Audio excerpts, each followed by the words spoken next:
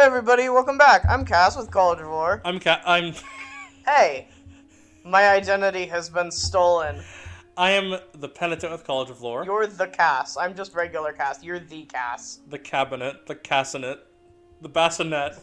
Look, I have a baby now. I contain multitudes. Anyway, hi everyone. We're recording a YouTube video. Remember to like that comment, or I thought you were doing that on purpose. Remember to like that comment and subscribe to the us. remember to like that comment and make a video, and we'll subscribe. And remind us to subscribe to your YouTube channel. Yeah.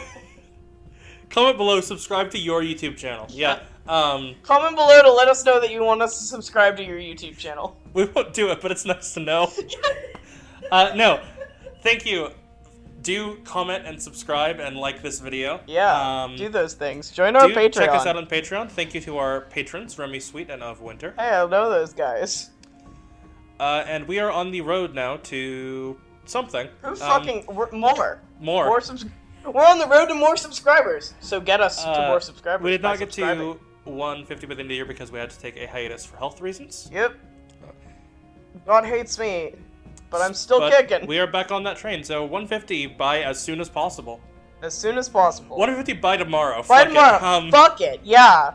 We're gonna get a million subscribers overnight. Come on, guys. Yeah. You can do it. I believe in you. So today we're talking about evil. Evil. So, murder hobos. Did you know that live spelled backwards is evil? Really makes you think. That's why murder hobos exist.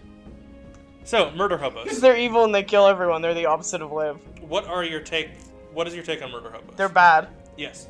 So I feel like that's kind of a given. Initially, outset here, this is not an endorsement of murder hobos. This is a video expressly stating, right now, I'm going to prove it right now that this is expressly stating this, that we don't like murder hobos and we do not endorse playing them in your game, and if you do that, you're bad and you should feel bad about it. Here's the thing. If your party and your DM both want the playstyle of murder hobos... Why are you playing 5e? Like, that's fine. Why are you playing TTRPGs? Go play a video game. I've DM'd for a group before that all the players wanted to be murder hobos. It wasn't for me. But, like, if that's your jam, I'm not gonna tell you not I want to understand. I want to study you under a microscope. If you do that... I agree. I want to study you and understand what's wrong in your brain. But I'm not going to tell you no. I just want to, like, scrutinize your every move while you do it. Yes. But if there's anyone in your group who has a sense of that, I generally think it's a bad idea. It doesn't engage with the story. It's a lot... I don't even like murder hoboing combat, in video games. I don't either. Maybe that's just me being I'm emotional. not one of those people that walks around, like, Skyrim and just randomly shoots at civilians or like sees how many people I can kill in like a city. Is that a thing people do? Oh yeah, tons of people do that for whatever reason. Okay, that's kind of weird. If you do that, you're kind of weird. But yeah, generally, the murder hobo playstyle of walking around, not engaging the plot, killing people, it's not really conducive to TTRPGs as a whole. It's not. Super not. From the outset, we're not here to endorse it or say that it's a playstyle that we're good and familiar with, but that's not the only way to do evil. It is not. So, my favorite thing in the whole world is villain redemption arcs. So, it is one of my favorite tropes by, like, a lot. The second thing that is evil, that isn't murder hobos, is evil campaigns. Yes. Where evil, not murder hobo campaigns, where your plot is basically... we have some sort of evil goal, be it conquering or something else generically evil. That you can't think of because you don't do evil things. Yeah, generally, a lot of evil motivation is hard because for motivation to, in my mind, be purely evil, it has to be unjustified. Yeah. Now, you could do something like... take, like, a White Fang campaign from Ruby, for example, but even then there's a gray area there. Yeah, no, there definitely is. The problem is, to run a game that both has no gray area and isn't just, like, comedically evil, it's so hard. It's hard, and also, like, why do you want to just be a terrible person all the time? Yeah, like, if your goal isn't world domination,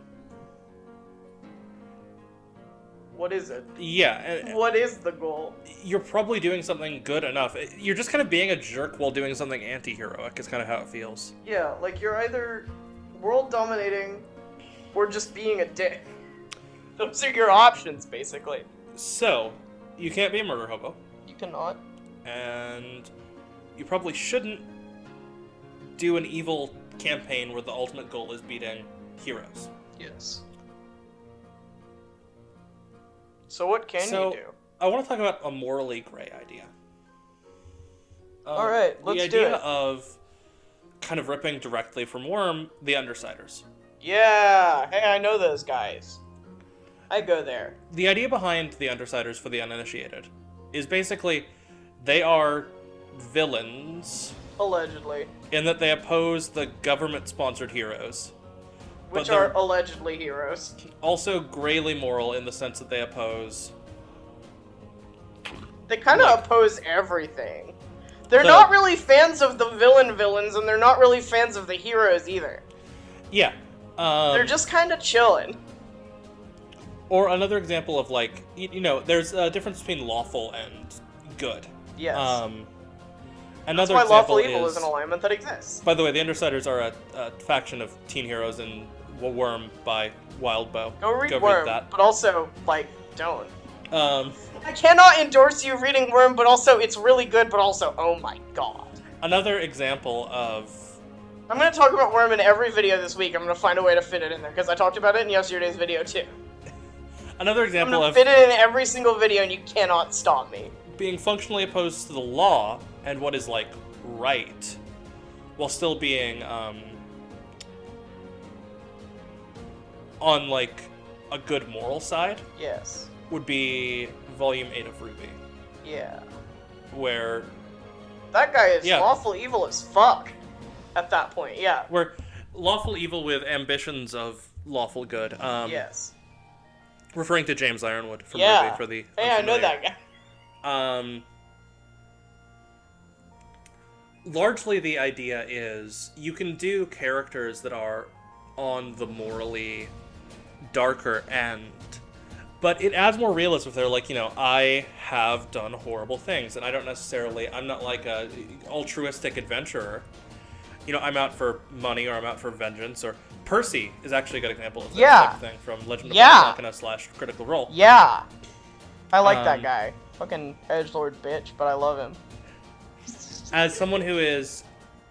I'm not necessarily a good person, but I oppose a worse evil, and I will fight against an overwhelming good if they're in the wrong. Yes. To what my morals are. It's chaotic good and lawful good do not necessarily have to get along. No, they do not. In the same way that chaotic evil and lawful evil don't have to get along. The lawful and chaotic can honestly sometimes be more different than the good and evil. No. Morality is so complicated anyway. Yeah. The idea of you can have two characters who are morally in the right to a degree and also morally in the wrong to a degree. I mean, most people are. Yes. Most people have something or other that they will compromise their morals for, too, is the other thing. There are plenty of... I think most people are generally pretty morally upstanding. Yes. But also, basically everyone has something that will make them say, fuck it, I don't care anymore. I'm gonna do whatever I feel like, or whatever makes this person pay, or whatever makes someone suffer, or whatever feels best to me, regardless of my actual general morality, because I'm pissed off, or upset, or I've had enough, etc., etc. We're scared. People that are legal... There's a difference between legally evil and morally evil. Look at billionaires, look at politicians, look at basically everyone involved in capitalism. Those guys suck. Those guys are morally terrible. I was about to say they're not breaking any laws, but they are. Some of them are. A lot of them are. Yes. They're also rewriting the laws to pretend that they're not breaking law, which is worse, by the way. The one other thing I wanted to address is bad people. Bad people. That are trying to get better and are going to be forced to get villain redemption arc. And in order to do that, I have to take a sidetrack to go talk about Doctor Who. Oh shit, are we talking about that? So, in one of our campaigns that we played, in our home game, there was a character called the Veteran. Yeah, I fucking love that guy. So, this was, to set some backstory, for those of you who are unfamiliar with Doctor Who, Wow, you're out of the loop. Yeah, seriously, how do you not know anything about Doctor Who at all? So, in a game we were playing, I was playing a character called the Veteran, who was basically a con man. Yes. The idea behind the Veteran was that they were lying about having survived the Time War, basically. The big, fucked up war that killed all the guys like the Doctor. That killed all the Time If Lords. if you don't know anything, it's the big fucked up war that killed everybody but the main character. Yeah, so that killed everybody, the main character of Doctor Who. Yes. The idea was that this person had, like, gallivanted off, totally ignored that whole thing, and is like, yeah, I survived it, and I'm going to talk about how I survived it. And how horrible it was, and how, like, brave I was, and blah, blah, blah, blah. And get all this... Stolen Valor was the character idea.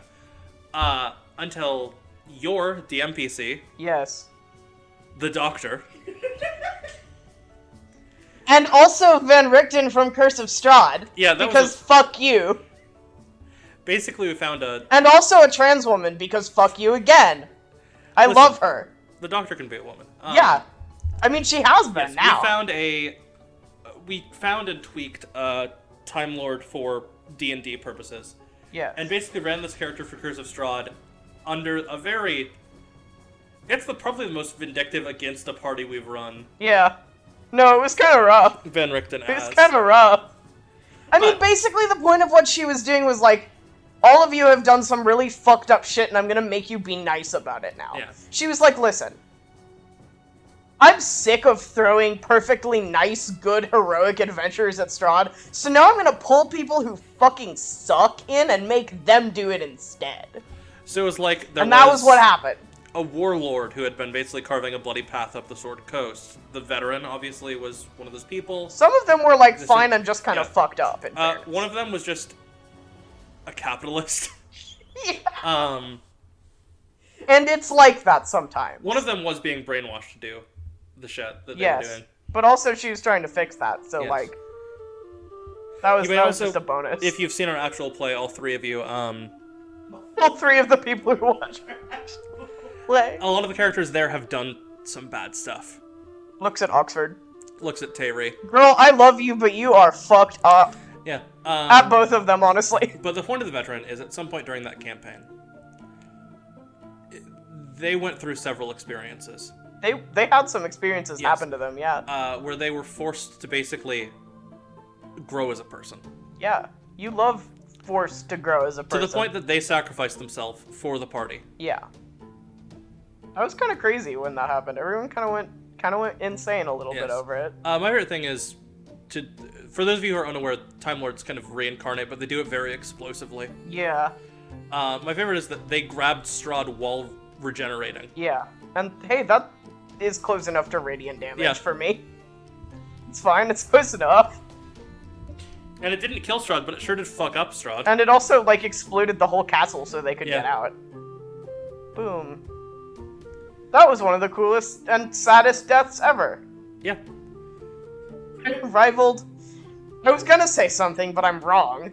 I'm objectively wrong. I just have very strong opinions about one specific death in one specific game. The Van Richten one and... Yeah. Yeah. I was gonna say rivaled only by... Rivaled by Molly's death. Rivaled by Molly's death in the same campaign as the Van Richten one. Yes. So I literally don't know what I'm talking about. But the idea, to not get sidetracked, is... Yeah. I just like the idea of characters learning to find connection, or find love, or just find a reason to be a decent human being. I'm a bad person, but I'm not that guy. I'm not Strahd. I've done a lot of bullshit, but I'm not Strahd. Like, I'm not Strahd, or I'm not Ymrith, or I'm not Elon Musk. Ultimate big bad of my next campaign is Elon Musk, by the way, just in case in case nobody was sure. A heavily capitalistic Loxodon named Elon Tusk. Yeah, that's my new NPC idea, thanks. I'm stealing that. I'm stealing that and you can't stop me. Anyway, Can you get sued for that? Does that qualify as defamation of character? I don't know. I think we should try it and find out. Anyway, the idea is redeeming characters is good. I There are a lot of people out there that are against redemption and think that redemption will only be paid in death. Which is kind of bullshit. What I want to say about that on another note is, there is a difference between redemption as in everyone forgives them, and redemption as in they are doing better. The point of redemption is not to be forgiven by everyone you've hurt. No. It is to do better regardless of whether you're forgiven because it's the right thing to do. That is what redemption should be. It doesn't have to be a situation of, oh my god, all of a sudden everyone who's ever been hurt by this guy forgives him and falls at his feet because he did one good thing. No, it shouldn't be that. That's actually a terrible idea. It should be, maybe some people grow to trust or even care about this person again after being proven that they can and will do good things, but not everyone will and not everyone should. No one's obligated to forgive someone after they get fucked up by them. The point is that they're still doing better and making new connections and proving that they can do better in the future. That's redemption. And that's what you gotta shoot for. Yeah. Like there's you can play a perfectly evil character who you are fully planning on whipping into shape. Yes. And even if you don't know how yet, if anything from a jerk to like a serial murderer. I mean, we have a character in a game I can't talk about right now. Yeah. For reasons of it's becoming a thing at some point. For reasons of we're gonna turn it into something else. Who kills hundreds or thousands of people. Yeah. In one night. Yes. In basically one action. Yes.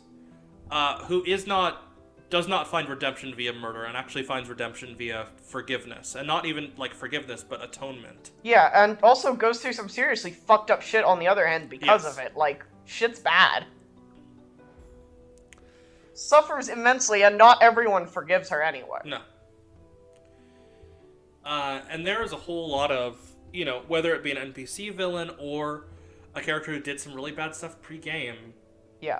I think that forgiveness and redemption, rather than like embracing the evil and going all the way for it, is kind of the best course of action, especially if you want to do evil characters that way. I think that's really compelling.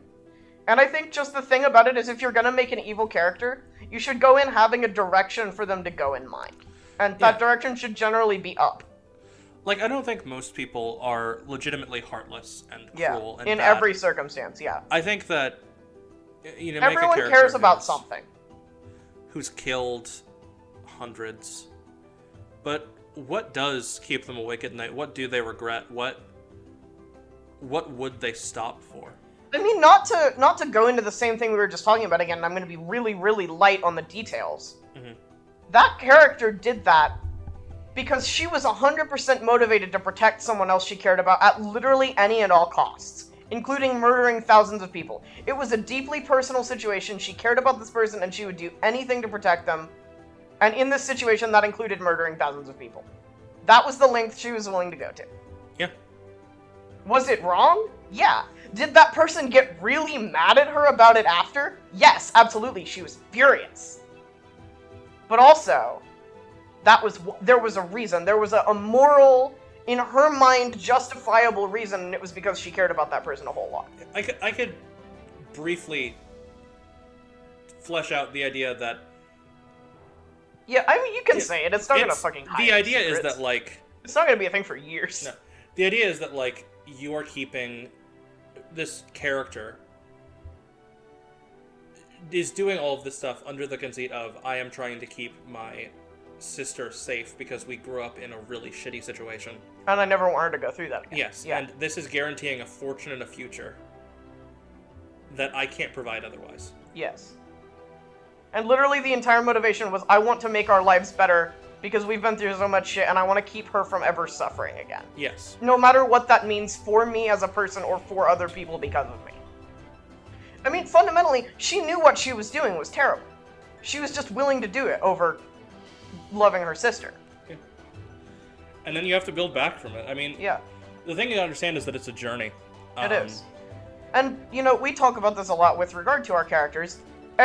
Basically, everyone on the planet is a few terrible things away from becoming a horrible person, and most people are not that many good things away from becoming a good person. Everyone has their moments, and, like, you can ruin your life in a day. You can also turn your life around pretty hard in a day, honestly. The Briarwoods are really compelling. As an example of people that just one bad enough thing. Yeah. And it I fucking mean, it ruins took... them. Yeah, no. Fuck. I would do it. I know you're thinking about a joke. No, I'm not. Oh, you're not thinking about the joke I'm thinking about. Okay, I'm worse than you. Listen. There are situations in which I think most people would make decisions like Delilah Breyer would make. Yes. I think that most people would... I think most people would do some seriously fucked up shit for the people they love. I think most people do some really evil stuff for Silas... Sorry. Me! Mood! Not specifically Silas Briarwood, but for a connection But if like you're that. not a coward... And... If you're not a coward about it... Well, you make a blood pact with Silas Briarwood. If you want to make a blood pact with us... That's weird. Give us money instead. Please don't! Send us chips, not blood! Yeah. Do not send us blood. We are not vampires. We don't need that, unlike Silas. We can't accept that. Do send us chips. For legal reasons, please don't mail us blood. Alternatively, send us blood... No, don't send us blood money. Send us money. Money on Patreon. Not blood money. Patreon.com/in the description. I'm not... Anyway. You don't know what the words are. You don't know the random URL numbers or whatever. We love you guys. Happy New Year. I feel like we were on a thread and didn't finish it. Happy New Year, motherfuckers! No, I think... Sorry. To round that thread off, the idea is... There are... Everyone as a villain or a hero is... You know, it's the Joker thought process of one bad day from being evil and one good day from being a hero. Yeah. And it depends a lot on how it's framed and who sees it. Yeah, and how bad or how good the day. Everyone has a threshold for evil. Yeah. And everyone has a threshold for good. No one is perfect. No one is entirely evil either. You know, if you're like... Except Elon Musk. He's evil. My character is so evil, and there's nothing in this world that would ever make them do anything good or care about anyone. You're not making a realistic character. You're making a caricature. Yeah, then you're making a Looney Tunes villain. Yeah, like, first what of all... What are you, Wile E. Coyote? First of all, you should probably finish your 7th grade homework. But second of all, like, look into adding some depth to that. Go roleplay Shadow the Hedgehog online. Sorry, the only thing I'm thinking about is, the hedge. Go roleplay Shadow the Hedgehog online. Yeah, the point of this is, evil characters with depth and the potential, not even the guarantee, but the potential to become good, a way they could become good. Yeah. I think and sometimes they have to go down before they go up. I think that's so much more compelling. It is. It's way better than Murder Hobos. Like, League's better. It's one of my favorite things. So that will actually do us. Okay. Do send us your money. Don't send us your blood.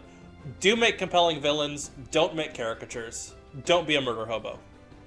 Kiss the Briarwoods. Bye! Thank you for watching this video from College of Lore. Remember to like this video, subscribe to join the party, and have a fantastic adventure.